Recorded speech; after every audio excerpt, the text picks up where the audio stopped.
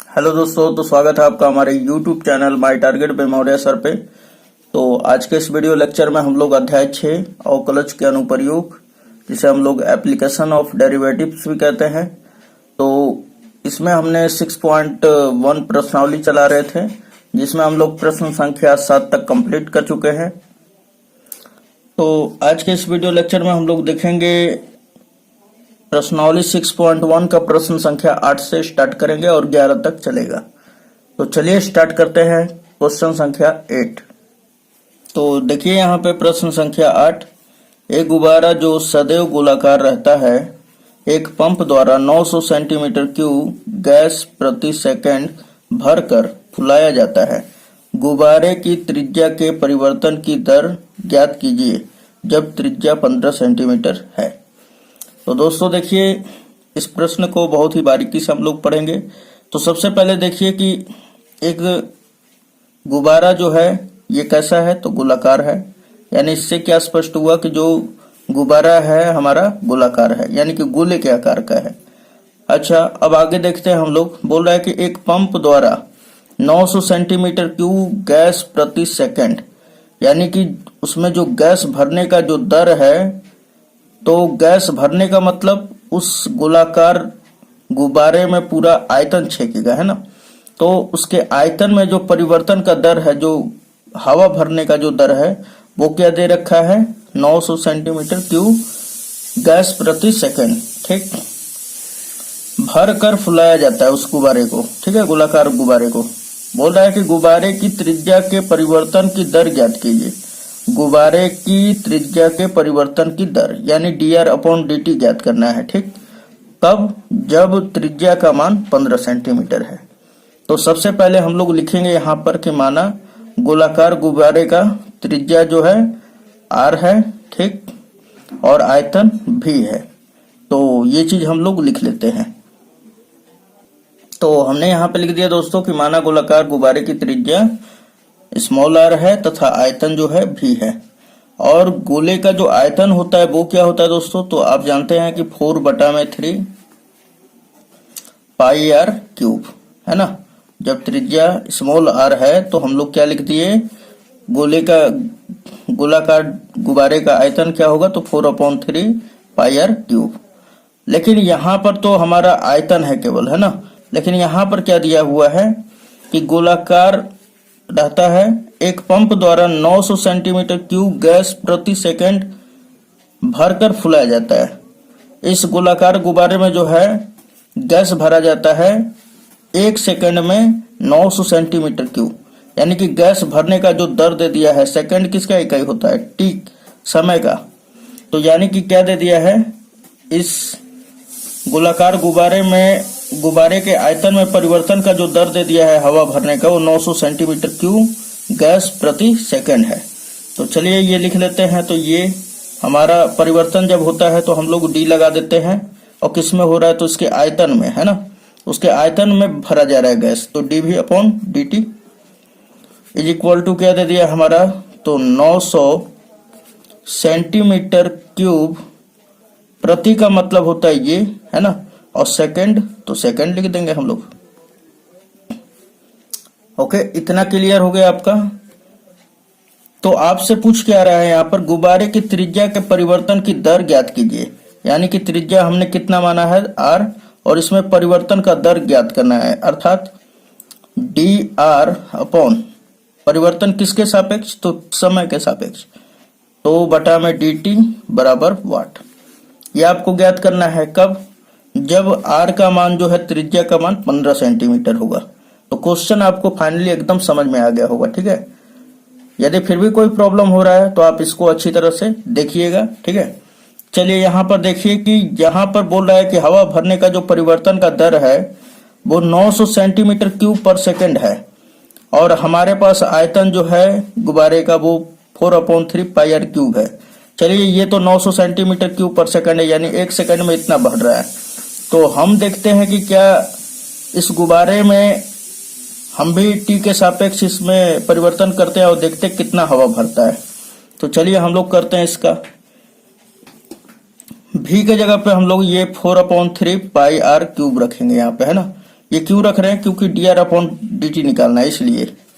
तो यहां पे रख लीजिए d और v के जगह पे क्या रखेंगे 4/3 पाई r क्यूब, और अपॉन में क्या हो जाएगा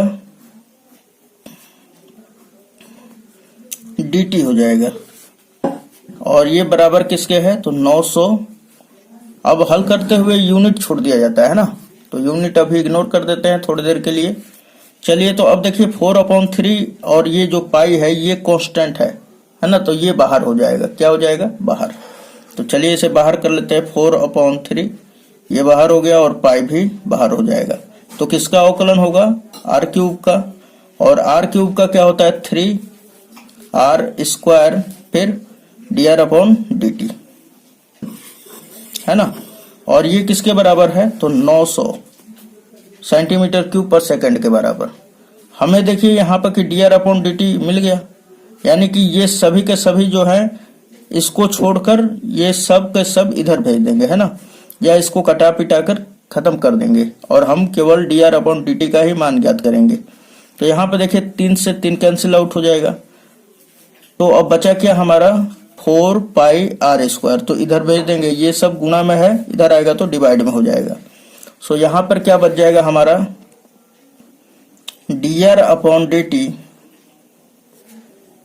बराबर क्या हो जाएगा 900, ये तो ऊपर ही रहेगा, और ये 4 पाई r² नीचे चला आएगा 4 पाई r²। ओके, अब 4 से इसको डिवाइड कीजिए, तो 4 से जब करेंगे तो ये कितने बार में जाएगा 4 एकम 4, 5 जीरो बचेगा, तो 5 जीरो बचेगा तो कितना होगा तो 4 दूना 8 दो बार में जाएगा दोस्तों, ठीक 2 बार में जाएगा, 1 जीरो 4 दूना 8 फिर 2 जीरो 4 पचे 20। अब देखिए तो 225 बटा में पाई r² बच रहा है हमारा है ना, 225 बटा में पाई r²। अब ध्यान दीजिएगा कि यहां पर हमें तो dr/dt कितना मिला 225 बटा में पाई r², लेकिन कब ये हमें ज्ञात करना है तो बोल रहा है कि जब त्रिज्या जो है 15 सेंटीमीटर हो। तो यहां पर रख लीजिए कि जब, यानी कि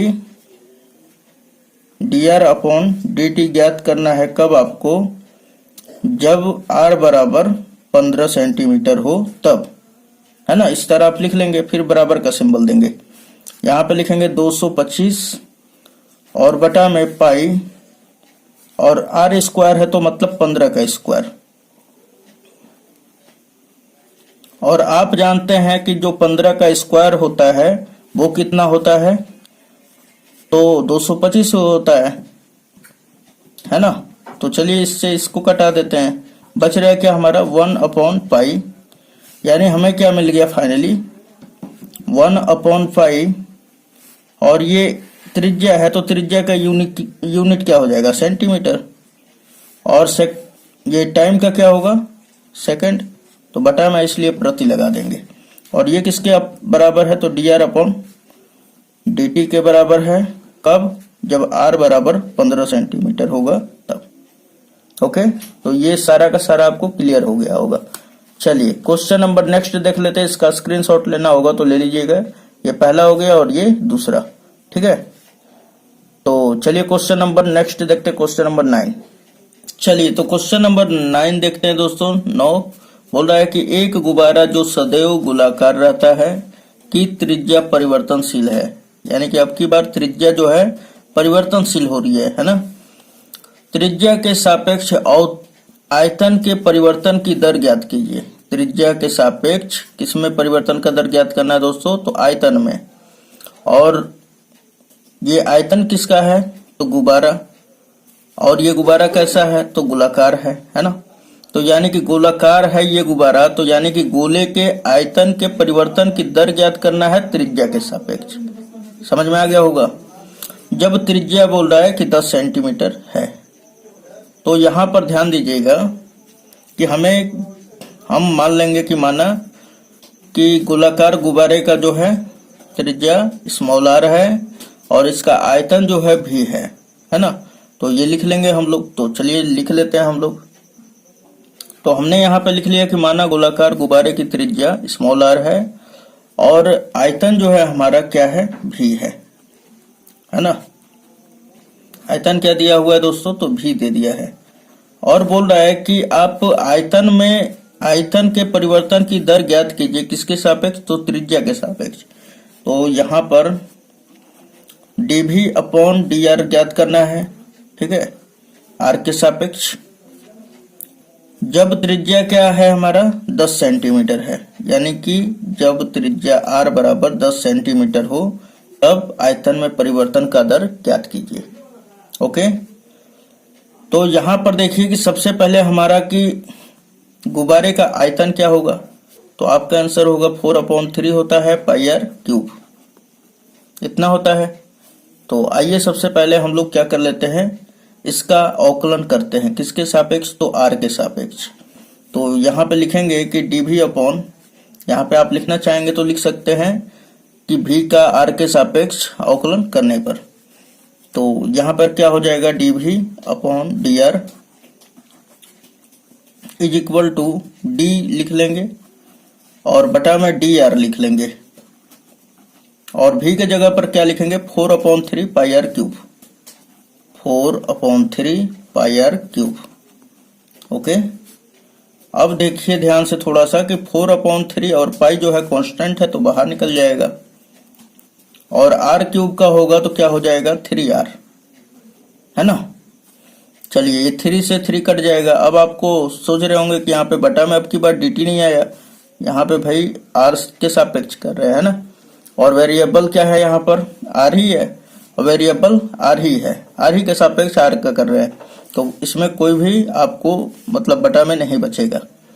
तो फिर बचा क्या हमारा 4 पाई r, ये लिख ले रहे 4 पाई r, और ये तो आया हमारा क्या, आयतन में परिवर्तन का दर, लेकिन कब ज्ञात करना है, जब त्रिज्या का मान 10 सेंटीमीटर हो तब।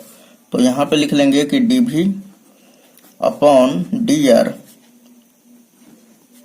r इज इक्वल टू 10 पर हम लोग ज्ञात करेंगे, 10 सेंटीमीटर इज इक्वल टू क्या हो जाएगा, 4 पाई और r का मान 10, तो 10 का 4 में गुणा कर देंगे तो क्या हो जाएगा, 40 पाई।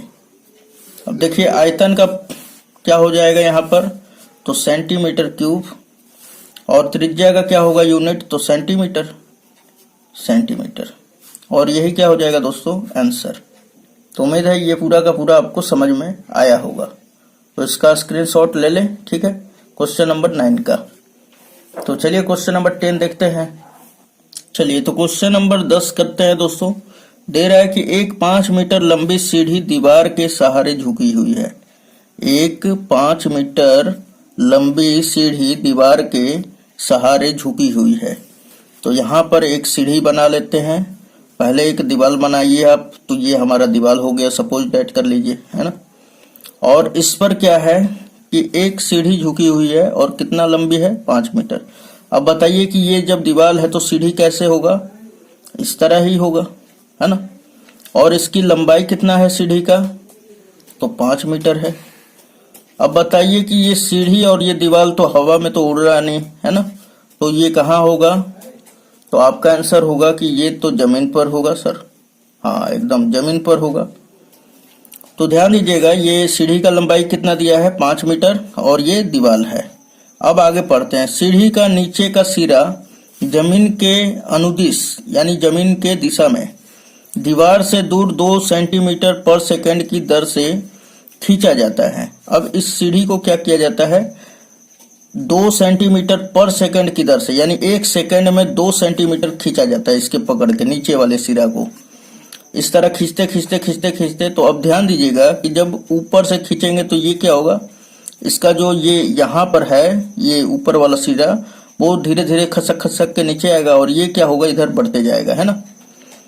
तो जो नीचे वाला सिरा है इसमें परिवर्तन का जो दर है, ये क्या दिया है, 2 सेंटीमीटर पर सेकंड की दर से खींचा जाता है। दीवार पर इसकी ऊंचाई किस दर से घट रही है, तो दीवार पर ये तो अभी तो इतना था, है ना, लेकिन जब नीचे वाला सिरा धर कर खींचने लगेंगे तो ये ऊपर वाला सिरा घटने लगेगा लंबाई इसका, है ना, कितना ऊपर तो है लेकिन धीरे धीरे क्या होते जाएगा, नीचे नीचे होते जाएगा।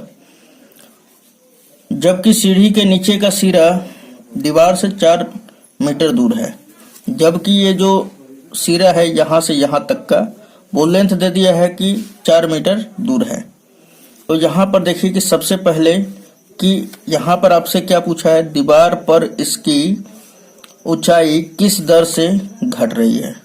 और इससे भी पहले चलिए पढ़ते इधर, यहाँ पर सीढ़ी का नीचे का सिरा जमीन के अनुदिश दीवार से दूर 2 सेंटीमीटर पर सेकंड की दर से खींचा जाता है। मैं मान लूं कि 1 सेकंड के लिए कि ये जो है लंबाई यक्स है ना, यक्स सेंटीमीटर है, तो इसमें परिवर्तन क्या किया जा रहा है, 2 सेंटीमीटर पर सेकंड। तो यहाँ पर सबसे पहले लिख लेते हैं कि माना, और आगे भी पढ़ लेते हैं, दीवार पर इसकी ऊंचाई किस दर से घट रही है, यानी कि यच, हम इसका ऊंचाई जो है पहले मान लेते हैं कि यच था, है ना। तो सबसे पहले यहाँ पे मान लेते हैं कि माना दीवार की ऊंचाई यच है तथा जो यहाँ से यहाँ तक की लेंथ है हमारा, यानी कि दीवार का नीचे का सिरा तथा सीढ़ी के नीचे का सिरे का बीच का दूरी क्या है, यक्स है ना। तो इसको लिख लेते हैं हम लोग। और सीढ़ी की लंबाई कितना है, 5 मीटर।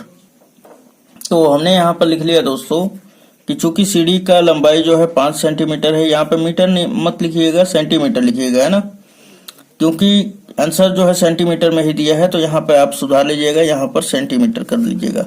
लंबी सीढ़ी दीवार के सहारे झुकी हुई है, ठीक। तो इसका लंबाई हमने लिख लिया कि सीढ़ी का, चूंकि सीढ़ी का लंबाई क्या है, 5 सेंटीमीटर। सीढ़ी के नीचे की सिरा जमीन के अनुदिश दीवार से दूर 2 सेंटीमीटर पर सेकंड की दर से खींचा जाता है। तो यहाँ पे ध्यान दीजिए कि सीढ़ी के नीचे का सिरा और यह हमारा दीवार के नीचे का सिरा के बीच का जो दूरी है हमने यक्स सेंटीमीटर मान लिया। तो हमने वही लिख दिया है कि सीढ़ी और दीवार के बीच की दूरी क्या है, यक्स सेंटीमीटर, और इसका जो ऊंचाई है हमारा दीवार का वो यच मान लिया हमने। तो अब ध्यान दीजिएगा कि क्या दिया हुआ है कि ये नीचे के सिरे में परिवर्तन का दर क्या हो रहा है, तो 2 सेंटीमीटर पर सेकंड है। तो यहाँ पे लिख लीजिए कि किस में परिवर्तन हो रहा है, तो दूरी में। तो यानी कि dx अपॉन जो dt है ये क्या दे दिया है, तो 2 सेंटीमीटर पर सेकंड। ओके, उसके बाद फिर बोल रहा है कि दीवार पर इसकी ऊंचाई किस दर से घट रहा है, यानी कि जो हमारा dh अपॉन dt है ये पूछ रहा है कि ये किस दर से घट रहा है, इक्वल टू व्हाट। जबकि सीढ़ी के नीचे का सिरा क्या है, दीवार से 4 मीटर दूर है ना, यानी कि इन दोनों के बीच का जो दूरी दे दिया है बाद में वो 4 मीटर के दूरी पर है। तो यानी कि जो हमारा यहाँ पर आप देख सकते हैं कि यक्स बराबर क्या दे दिया है लास्ट में, 4 मीटर। तो उसको चलिए हल करते हुए हम यूज करेंगे। तो यहाँ पर ध्यान दीजिएगा कि ये एक समकोण त्रिभुज का जैसा है, क्योंकि ये दीवार जो है ऊर्ध्वाधर पूरा खड़ा रहेगा तो 90 डिग्री के साथ। तो इसका नामकरण कर लीजिए आप, ये ए है, ये बी है और ये सी है। ओके, तो यहाँ पे लिखेंगे त्रिभुज एबीसी में ये समकोण त्रिभुज है। कौन सा है त्रिभुज, तो समकोण। तो समकोण त्रिभुज है तो इसमें पाइथागोरस प्रमेय लग जाएगा। क्या होता है, कर्ण का स्क्वायर बराबर लंब का स्क्वायर प्लस आधार का स्क्वायर। तो कर्ण का स्क्वायर यानी कि 5 का स्क्वायर इज इक्वल टू क्या हो जाएगा, लंब क्या दिया हुआ है यच, तो यच का स्क्वायर प्लस आधार क्या दिया हुआ है यक्स, तो यक्स का स्क्वायर। अब यहां से हम लोगों को चूंकि यच में परिवर्तन का दर ज्ञात करना है तो यच का यहाँ पे वैल्यू निकालेंगे, है ना। तो ये प्लस में इधर गया तो माइनस में, तो 5 का स्क्वायर 25 और ये यक्स है, यक्स स्क्वायर प्लस में इधर आया तो माइनस में, और फिर ये स्क्वायर है इधर भेज देंगे तो स्क्वायर, तो रूट चढ़ जाएगा। तो ये तो समझ में आपको आ रहा होगा। और ये किसके बराबर है, यच के बराबर। सो अगर हम लोग इसे अच्छी तरह से लिखें तो यच इज इक्वल टू क्या आ जाएगा, रूट 25 माइनस एक्स स्क्वायर। उसके बाद अब हम लोग टी के सापेक्ष अवकलन करेंगे, क्योंकि हमें तो इसमें परिवर्तन का दर ज्ञात करना है कि किस दर से घट रहा है। तो हम लोग यहाँ पे क्या करेंगे, dh अपॉन dt निकालेंगे, है ना।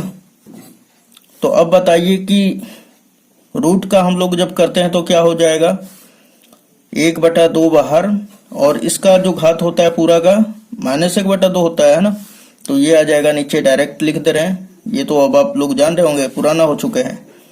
तो 25 - x², और फिर इसका हम मटेरियल का, बंदर वाले का करेंगे तो क्या होगा, 25 का तो 0 हो जाएगा, x² का क्या होगा 2x, लेकिन माइनस है आगे तो क्या हो जाएगा -2x। ओके, ये 2 से और ये 2 कैंसिल आउट हो गया, इतना बच गया। तो ऊपर -x अपॉन में क्या हो गया, √25 - x², है ना। अब देखिए यहाँ पे नीचे कहा है कि परिवर्तन का दर कब ज्ञात करें, जब x बराबर 4 मीटर हो तब, है ना। 4 सेंटीमीटर, इसको भी कर लीजिएगा दोस्तों, 4 सेंटीमीटर हो तब। तो यहाँ पर लिख लीजिएगा। तो यहाँ पर ध्यान दीजिएगा कि -2x हो गया और 2 से 2 कट जाएगा, और फिर x का अवकलन क्या होगा, dx/dt, क्योंकि t के रिस्पेक्ट में हम लोग कर रहे हैं ना।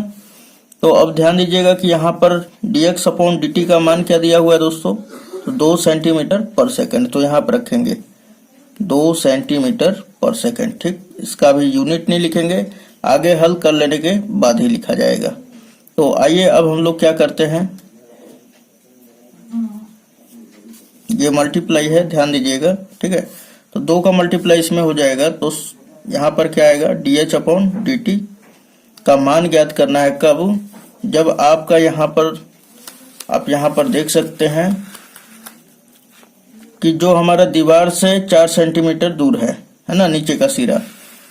तो यानी कि x का जो मान है वो 4 सेंटीमीटर दे चुका है, या आप जैसे आपका मर्जी करें, ठीक है, लेकिन x का मान वही ज्ञात करना, वही रखना है। x बराबर 4 मीटर रख लीजिए, या सेंटीमीटर आपका मर्जी है। जब x बराबर 4 हो तब जाकर आप इसके ऊंचाई में परिवर्तन का दर ज्ञात कीजिए। तो यहाँ पर ध्यान दीजिएगा कि -x है, तो x की जगह पर क्या रखेंगे, तो ये सबसे पहले 2 लिख लेते हैं हम लोग, तो -2, और x की जगह पे क्या रखेंगे 4, ये हमने 4 रख दिया, बटा में √25 - x², √25 माइनस x के जगह पर क्या रखेंगे दोस्तों, तो 4 का स्क्वायर, है ना। और आप यहाँ पर देखें तो ये 4 दूना क्या हो जाएगा -8, और बटा में 25, और ये 16 हो जाएगा। 25 में से 16 घटेगा तो 9, और 9 का वर्गमूल हो जाता है 3। अब h का SI मात्रक क्या होगा, सेंटीमीटर, और t का पर सेकेंड। ओके, तो ये जो हमारा उसके ऊंचाई में परिवर्तन का जो दर होगा -8/3 सेंटीमीटर पर सेकंड की दर से घटेगा, ठीक है। ये माइनस बता रहा है कि घट रहा है, तो ये हमारा आंसर हो गया। चलिए क्वेश्चन नंबर 11 देखते हैं। तो यहाँ पर देखिए कि क्वेश्चन नंबर 11 कह रहा है कि एक कण वक्र 6y = x³ + 2 के अनुगत गति कर रहा है। वक्र पर उन बिंदुओं को ज्ञात कीजिए। क्या ज्ञात करना है दोस्तों, तो बिंदुओं को ज्ञात करना है, ठीक है। जबकि x निर्देशांक की तुलना में y निर्देशांक 8 गुना तीव्रता से बदल रहा है ना। तो यहाँ पर ध्यान दीजिएगा कि सबसे पहले वक्र दिया हुआ है। वक्र आप जानते हैं ना, इसे हम लोग वक्र कहते हैं, ये चीज को हम लोग वक्र कहते हैं, ठीक है। तो बोल रहा है कि एक वक्र का हमारे को यहाँ पर समीकरण दिया हुआ है। तो सबसे पहले यहाँ पर लिख लेते हैं कि चूंकि दिया हुआ है वक्र, तो यहाँ पर ध्यान दीजिए कि हमने लिख लिया कि चूंकि दिया गया है वक्र जो है, वक्र का समीकरण क्या दिया हुआ है, 6y = x³ + 2। तो यहाँ पे बोल रहा है कि वक्र पर उन बिंदुओं को ज्ञात कीजिए, यानी कि उसका निर्देशांक ज्ञात करना है x y का, है ना। जबकि x निर्देशांक की तुलना में y निर्देशांक 8 गुना तीव्रता से बदल रहा है। यानी कहने का मतलब यहाँ पर है कि जिसके साथ की लगा हुआ है उसी के साथ 8 का गुणा कर देंगे, ठीक है। आपको एक ट्रिक हमने यहाँ पे बता दिया कि ताकि आप एग्जाम हॉल में टेंशन में ना पड़े, ठीक है। तो क्या दिया हुआ है हमें दोस्तों, तो y निर्देशांक यहाँ पे देखिए कि जबकि x निर्देशांक की तुलना में y निर्देशांक 8 गुना तीव्रता से बदल रहा है, यानी इसके रिस्पेक्ट में ये वाला बदल रहा है ना। ये जिस दर से बदल रहा होगा इसी का 8 गुना के बराबर y निर्देशांक बदल रहा है। तो मतलब क्या दिया हुआ है कि dy/dt है ना, ये बदल रहा है किसके दर से, तो ये x निर्देशांक की तुलना में, अर्थात dx/dt के 8 गुना के बराबर है ना। यानी कि ये किसी दर से बदल रहा होगा और इसमें इसके बदलने का दर में जब 8 का गुणा कर दिया जाता है उस दर से dy/dt यानी कि y निर्देशांक बदलता है। तो बदल रहा है तो समय के रिस्पेक्ट में हम मान लेते हैं कि भाई ये समय के रिस्पेक्ट में ही बदल रहा होगा। तो यहाँ पर ध्यान दीजिएगा कि सबसे पहले हम लोगों को x और y का मान ज्ञात करना है। तो अब हम लोग क्वेश्चन को बंद करते हैं। तो यहाँ पर देखिए लिखेंगे कि x t के सापेक्ष अवकलन करने पर, तो आपका मर्जी होगा तो यहाँ पर लिख सकते हैं t के सापेक्ष है ना, t के सापेक्ष अवकलन करने पर, दोनों तरफ अवकलन करने पर। चलिए तो यहाँ पर 6 जो है हमारा कांस्टेंट है तो 6 बाहर, y का करेंगे तो dy/dt हो जाएगा। फिर इज इक्वल टू होगा x क्यूब का क्या हो जाएगा तो 3x² और फिर x का होगा तो क्या हो जाएगा dx/dt। और इसका तो ये तो हमारा कांस्टेंट है तो ये 0 हो जाएगा। ठीक है, अब देखिए कि चूंकि हमें तो ज्ञात करना है x का मान है ना और y का मान ज्ञात करना है, तो यहाँ पे x का मान कैसे ज्ञात होगा, जब ये और ये खत्म हो जाएगा तब। तो इसका मान देखिए कि ये किसके बराबर है, तो 8 dx/dt के बराबर है। तो यहाँ पे रखेंगे ये 6 हो गया और dy/dt का मान क्या रखेंगे 8 × dx/dt, फिर बराबर है किसके तो 3x² इंटू dx/dt के। और आप लोग देखें कि ये वाला से ये वाला कैंसिल आउट हो जाएगा। तो यहाँ पे क्या बचेगा 8 × 6 = 48, यहाँ पे केवल 48, ये मल्टीप्लाई है बराबर इधर क्या है तो 3x²। देखिए 3 मल्टीप्लाई में इधर जाएगा तो डिवाइड में तो कटाइए आप, तो 16 बार में कटेगा, स्क्वायर है भेज देंगे तो रूट चढ़ेगा, तो x बराबर क्या हो जाएगा +-4 आ जाएगा। तो x बराबर 2 मान आया, x बराबर 4 और एक x बराबर -4। तो यहाँ पर लिखेंगे कि जब x का मान 4 है तो y का तो निकालना पड़ेगा, क्योंकि निर्देशांक जो है बिंदु हम लोगों को निर्देशांक बताने के लिए x और y का दोनों का मान चाहिए। तो फिर कहाँ रखा जाए x का मान, जिससे y का मान मिल जाए, तो ये हमारा है, इसको समीकरण 1 कर लीजिए है ना। तो यहाँ पे लिखेंगे समीकरण 1 से, चाहे 1 में लिखिए, जब x बराबर 4 हो तो y का मान क्या हो जाएगा, तो यहाँ पर 6y is equal to x का मान क्या रखेंगे 4, तो 4 चौके 16 चौके 64 हो जाएगा, अब +2 और आप जोड़े तो ये 64 और 2 66 हो जाएगा, और 6 गुणा में उधर जाएगा तो भाग में हो जाएगा। सो y इज इक्वल टू क्या हो जाएगा 66/6। चलिए कटाइए, 3 दूना 6 और 3 दूना 6, फिर इसको कटाइए 3 दूना 6, फिर 2 से कटाइए इसको, 11 बार में कट जाएगा है ना। यानी कि y का मान क्या मिल गया 11 मिल गया। फाइनली हम लोग यहाँ पे लिख लेते हैं। उसके बाद जब x बराबर -4 हो तो यहाँ पे रख लीजिए। अब y बराबर क्या हो जाएगा दोस्तों, तो यहाँ पे -4 का क्यूब करेंगे है ना, तो क्या हो जाएगा -64 + 2 और बटा में 6, तो ये घटेगा तो -62 और बटा में 6 आ जाएगा, तो अब कटाइए 2 से, तो ये 31 बार में कटेगा और ये 3 बार में है ना। तो यहाँ पर हम बता सकते हैं कि इसलिए बिंदु क्रमशः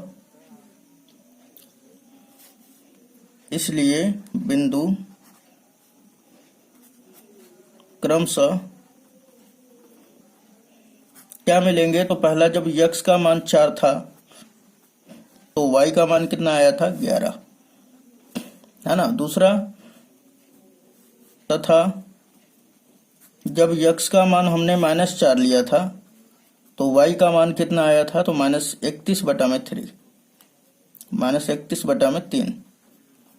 तो ये हमारा एक्चुअल में ओरिजिनल आंसर हो जाएगा। तो उम्मीद है दोस्तों आपको वीडियो पूरा पसंद आया होगा, ठीक है। तो चलिए मिलते हैं नेक्स्ट वीडियो में। अपने दोस्तों को साथ जरूर शेयर करें ताकि उनका भी पूरा क्लियर हो सके। चलिए मिलते हैं नेक्स्ट वीडियो में। धन्यवाद दोस्तों।